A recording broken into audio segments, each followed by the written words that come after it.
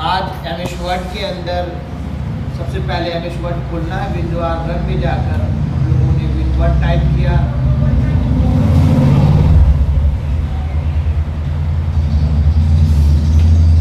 MS word जैसे ही खुला, आज हमारे अंदर जो मेनू बार पढ़ाना है उस मेनू बार का नाम है इंसर्ट। इंसर्ट मेनू बार के अंदर आपको वन बाय वन उसके टूल्स को बताना है। सबसे पहले माउस के द्वारा जैसे ही हम इंसर्ट की तरफ रवाना होते हैं तो इंसर्ट में पहला ऑप्शन जो नज़र आता है कवर पेज। ये आखिर कवर पेज होता क्या है? कवर पेज का दायित्व देखते हैं। ये आपने सपोज दैट एक पेज नीचे जो पेज नज़र आ रहा है पेज 1 ऑफ 1, आपने बराबर RAND रैंड लिखकर शिफ्ट के साथ ओपन ब्रैकेट और कुछ 2-3 डिजिट लिख के आपने जैसे ही ब्रैकेट क्लोज करके एंटर मारा तो तकरीबन आप पेज देखते हैं 4 पेज हो गई। तो 4 पेज जब आप देखते हैं तो तमाम पेजों को आप जब प्रिंट आउट कराएंगे तो ये तमाम पेजें प्रिंट आउट होकर निकल जाएगी। आप चाहते हैं कि इस प्रिंटिंग के बाद हमारे फर्स्ट पेज पे जो कवर का एक डायग्राम नज़र आए, तो आप 4 पेज में कहीं पर भी कर्सर रखते हैं। आप देखिए पेज नंबर 1 पे हैं और पेज नंबर 1 में 7-8 लाइन नीचे कर्सर रखी हुई है। यहाँ कर्सर रख के दिखा रहे वो के पास। जैसे ही आप कवर पेज की तरफ रवाना हुए, कवर पेज में बहुत सारी डिज़ाइनें आपको नज़र आई। जैसे ही आप कोई भी डिज़ाइन सेलेक्ट करके आप और भी डिज़ाइन स्क्रॉल की वजह से नीचे कर सकते हैं। जैसे ही आपने किसी भी डिज़ाइन को क्लिक किया, बाय द डिफ़ॉल्ट ये जो डायग्राम है वो फर्स्ट पेज पे प्रिंट आउट हो गई। बशर्ते जहाँ कर्सर थी उससे कोई मतलब नहीं। इससे पता चली कि जो कवर पेज होता है वो हमेशा फर्स्ट पेज को इंक्लूड करता है। आपका कर्सर कहाँ पर हो उससे उसे कोई मतलब नहीं। आपने देखा कि आपके अंदर पेज की संख्या 5 हो गई। नॉर्मल टेक्स्ट जो लिखा हुआ था वो 4 पेज पे है और फर्स्ट पेज कवर पेज से हो गया।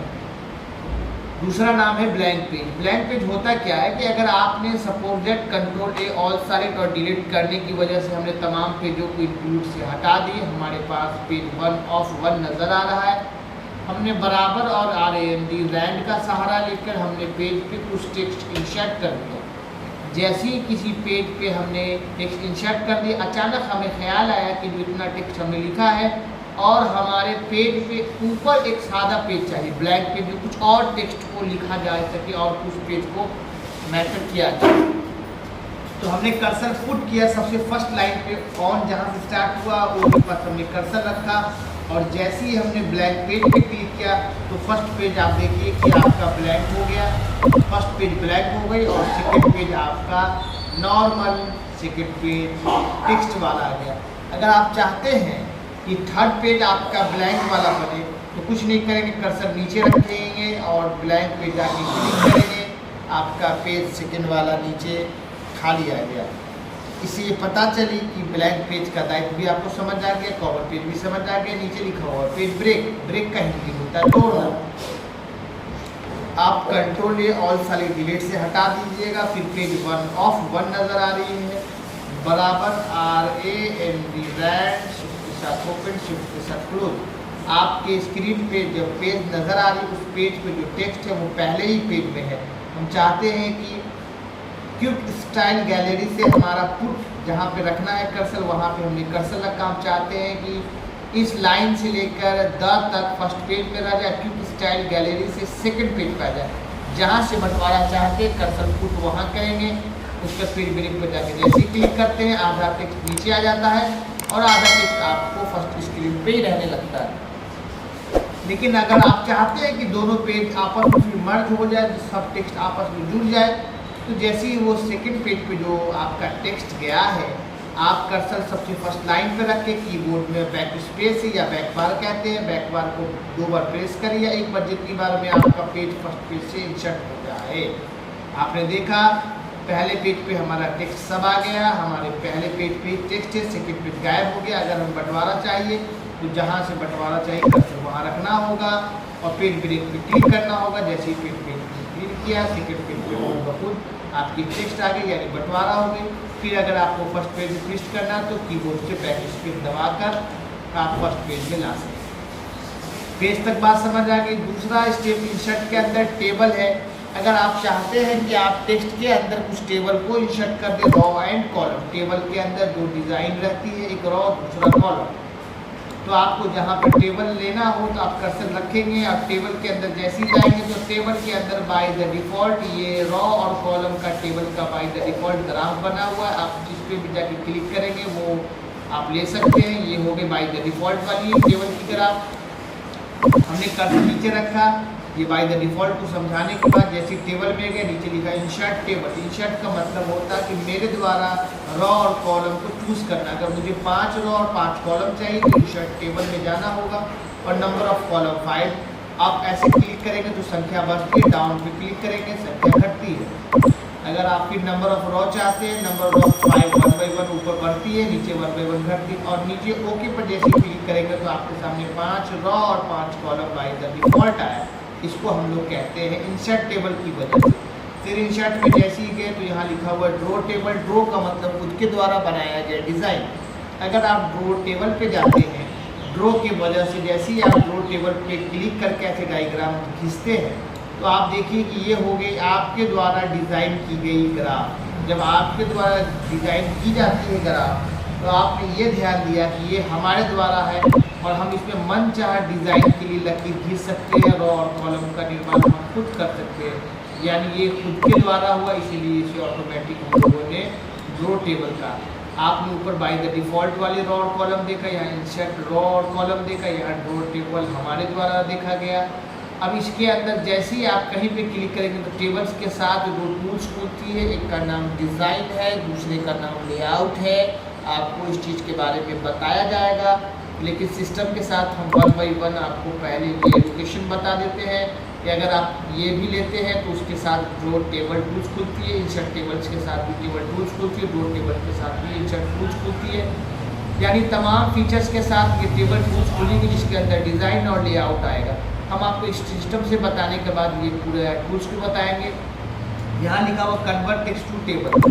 ये कन्वर्ट टेक्स्ट टू टेबल होता क्या है, इसको समझाने के लिए हम समझा। सपोज दैट अगर हम बराबर RAND का इस्तेमाल करते हैं और हमने एक टेक्स्ट पेज पे लिखा, लिखने के दरमियान अचानक बाय मिस्टेक हमसे ये टेक्स्ट लिखा गई, याद आया कि जो टेक्स्ट है ये टेबल के अंदर इंसर्ट करना था, टेबल के अंदर डालना था, लेकिन हमने टेबल बनाया नहीं और बाय मिस्टेक हमसे ये टेक्स्ट लिखा गया।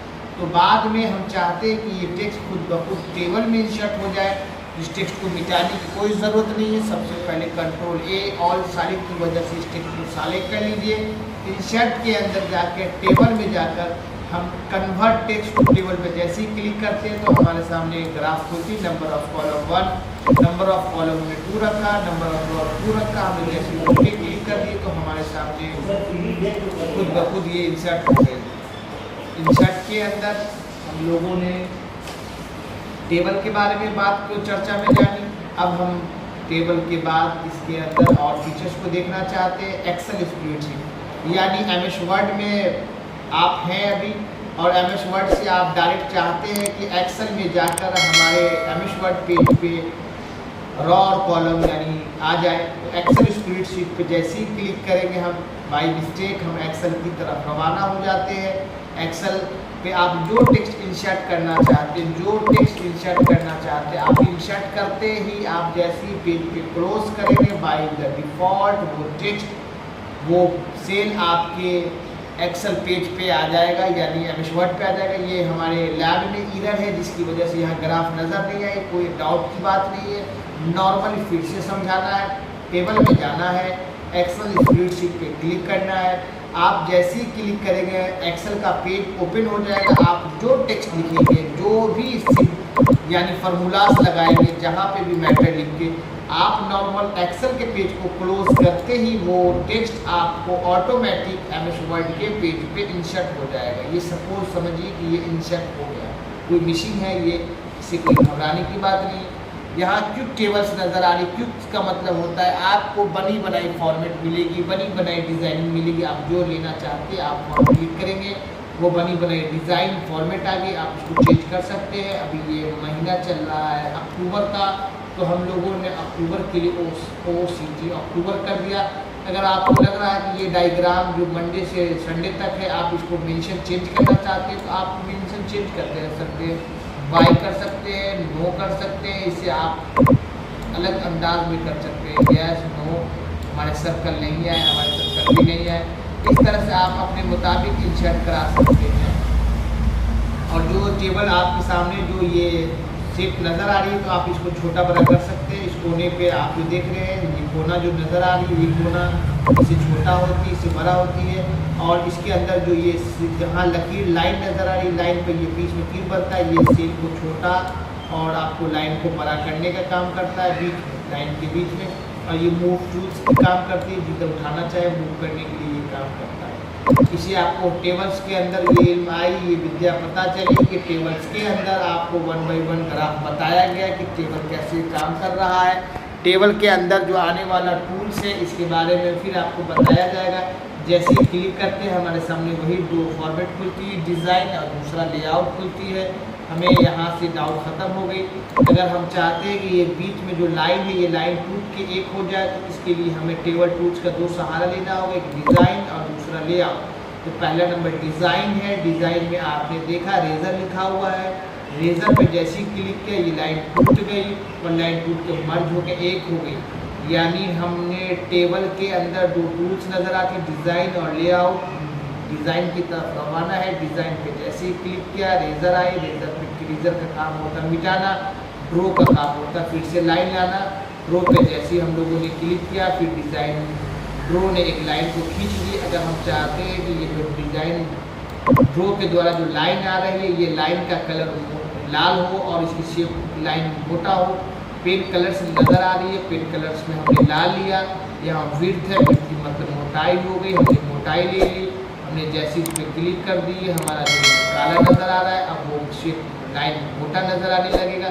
अगर इसका डिज़ाइन और चाहिए तो बहुत सारे डिज़ाइन फॉर्मेट है, हम उस पर क्लिक करेंगे तो हमारा ये डिज़ाइन चेंज हो गया। यहाँ बॉर्डर देख रहे हैं। अगर आप चाहते हैं कि जिस बॉक्स में आपका कर्सर होगा वहाँ बॉर्डर बन जाए, तो आप यहाँ से बॉर्डर का सिस्टम देख सकते हैं।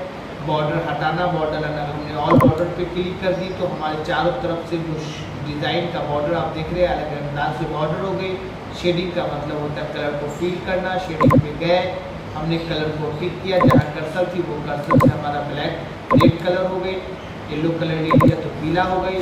शेडिंग का कलर काम है कलर करना। अगर आप टेबल की स्टाइल देखना चाहते हैं तो आपने जहाँ भी रॉ और कॉलम का डिज़ाइन बनाया है, आप उसको चेंज कर सकते हैं। इसके इजी समझाने के लिए हम आपको तुरंत इंसर्ट की तरफ रवाना करते हैं। टेबल की तरफ चलते हैं। आपने जैसे ही यहाँ पे क्लिक कर दिया, ये आपकी टेबल आ गई। आप टेबल स्टाइल में जाके देखिए, जैसे ही आप टेबल स्टाइल को चेंज करते हैं, आपका टेबल 1 बाई 1 उस अंदाज से आता है। फर्स्ट कॉलम हटाना, फर्स्ट कॉलम लाना, ये डायग्राम हेडर लगाना, हेडर हटाना, ये सब नॉर्मल है। डिज़ाइन में आपने सबसे इम्पोर्टेंट रेज़र को समझना है, दो टेबल समझना, पेन कलर समझना, शेडिंग समझना, बॉर्डर समझना। लेआउट की तरफ हम जब रवाना होते हैं तो लेआउट के अंदर सबसे पहला नाम है सेलेक्ट। अगर आप सपोज यहाँ कुछ फिल कर देते हैं, यहाँ कर देते हैं 1, नीचे करते हैं 2, इसके नीचे आप करते हैं 3, इसके नीचे आप करते हैं 4, आप इसके नीचे करते हैं 5, इसके नीचे करते हैं 6। आपने यहाँ नंबर लिख दिया। आप यहाँ से अल्फ़ाबेटिकल A, यहाँ से लिखना चाहते हैं B, यहाँ से लिखना चाहते हैं C, और यहाँ लिखना चाहते हैं D, यहाँ लिखना चाहते हैं E, यहाँ लिखना चाहते हैं F। आपने देखा 1 बाई 1 आपके सामने इतनी ग्राफें आई। इस टूल्स को समझाने के लिए नेक्स्ट वीडियो का हम इस्तेमाल करेंगे। आज के लिए